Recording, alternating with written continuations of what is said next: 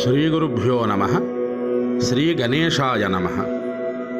గణేష పురాణాంతర్గతంగా ఉండేటటువంటి గణపతులలో ప్రధానమైనటువంటి గణపతి మూర్తులు 16.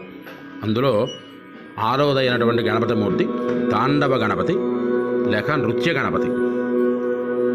పాశాంకుశావ కుఠారదంత చంచత్కరాక్లప్త వరాంగుళీకం పీతప్రభం కల్పతరోరధస్థం భజామి నృత్తోప పదం గణేశం. సంగీత సాహిత్య ప్రియుడనియు బాలకృష్ణుని వలె 3 ఏళ్ల పసి బాలుని రూపంలో ఆనంద తాండవం చేస్తూ ఉంటారు ఈ నృత్య గణపతి. బ్రహ్మజ్ఞానపు పరిపూర్ణ ఉద్రేకం చేత ఆత్మకు కలిగే ఆనంద తాండవానికి రూపకల్పనయే ఈ నృత్య గణపతి. ఈయన మోక్షస్వరూపుడు. కుడివైపుకు తిరిగే తొండముతో 4 భుజములతో 2 చేతులతో చతుర్భుజములు కలిగి ముందుకి 2 చేతులలో పాశము ఏకదంతము, వెనక 2 చేతులలో పరశువు ఆపోహము ధరించును.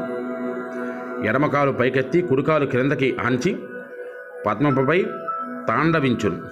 మూలాధార పద్మంలో కూర్చున్న కొండలని తాండవ రహస్య స్వరూపమే ఈయన. ఇంకనూ అనేక విశేషణాలు చెప్పుకోవచ్చును ఈ తాండవ గణపతి. అయితే కలియుగంలో ఉండేటటువంటి సమస్త ఆటంకాలు పోవాలి అంటే గణపతిని ప్రతి మానవుడు ఆరాధించాలి. ఆరాధించిన నాడు ఆ గణపతి అనుగ్రహం వలన మనకు వచ్చేటటువంటి సమస్త ఇబ్బందులు తాండవంలాగా పటాపంచలైపోతాయి.